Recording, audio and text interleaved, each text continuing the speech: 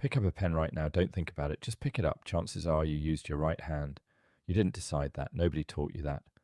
Somewhere between the crib and kindergarten, your hand made a choice before you even knew you had one, and it stayed loyal to that choice for the rest of your life. 9 out of 10 people on Earth are right-handed. Every culture, every continent, every century of recorded history.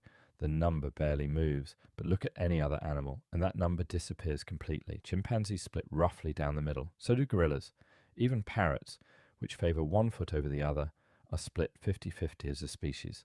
In the entire animal kingdom, only one species shows a strong population-wide preference like this, you. So what happened to you that never happened to them? For decades, scientists could only guess. Some blamed genetics. Some blamed the way infants are carried and held. Some pointed to language, since the brain's left hemisphere controls both speech and the right hand, which seemed too convenient to be coincidence. None of these ideas explained why this trait belongs to humans, and almost nobody else. Then in 2026, Oxford anthropologist Dr. Thomas Puschel, working with researcher Rachel Hurwitz and biologist Chris Venditti at the University of Reading, built a dataset of over 2,000 individual primates across 41 species. They plotted handedness against brain size and body shape. At first, humans didn't fit the graph at all. Every other primate clustered together in one place. Humans floated off alone, an outlier nobody could explain. Then the team added one more variable, the intermembral index, a simple ratio of arm length to leg length that tracks how committed a species is to walking upright. The moment that number entered the model, the human outlier vanished. Humans stopped looking like a mystery and started looking like the predictable result of two events, standing up and thinking bigger. Here's the likely story. Millions of years ago, your earliest ancestors climbed. Both hands gripped branches equally, doing identical work.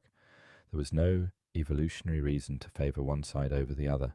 Then around 4 million years ago, early hominins began walking on two legs. Hands were freed from locomotion for the first time in the story of your species.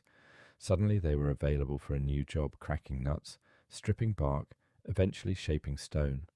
Unlike climbing, tool-making rewarded precision in one hand, while the other simply braced and held steady.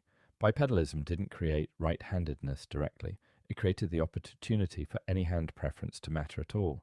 The second push came from bigger brains. As the genus Homo emerged, brains didn't just grow, they reorganized, and one hemisphere increasingly took charge of fine motor planning and language. That hemisphere was almost always the left, and the left controls the right hand. Generation after generation, through Homo erectus and into the Neanderthals, that bias sharpened into the extreme, near-universal pattern you carry today. One exception in the fossil record proves the rule. Homo floresiensis, the tiny hobbit species from Indonesia, shows a notably weaker right-hand bias than its relatives. It also had a smaller brain and hadn't fully committed to upright walking. Weaker bipedalism, smaller brain, weaker handedness, exactly what the model predicted before anyone even checked. You've probably heard right brain, left brain used loosely as a personality label. That version is mostly folklore, but underneath it sits a real biological asymmetry, one that psychologist Chris McManus spent decades documenting in his research on human lateralization. Your brain has a dominant hand because it has a dominant hemisphere, a role assigned millions of years before you were ever born. And left-handed people aren't a glitch in the system. Geneticist Clyde Franks notes that left-handedness often arises from ordinary variation during brain development in the womb, not from any single broken gene. A small, steady minority has persisted in every generation for as long as records exist, and it hasn't disappeared because it was never actually harmful. So next time you reach for something without even looking, that motion is a message from deep inside your evolutionary history. It's the same specialization that once helped a hominin nap a stone tool a little more precisely than the one standing beside it.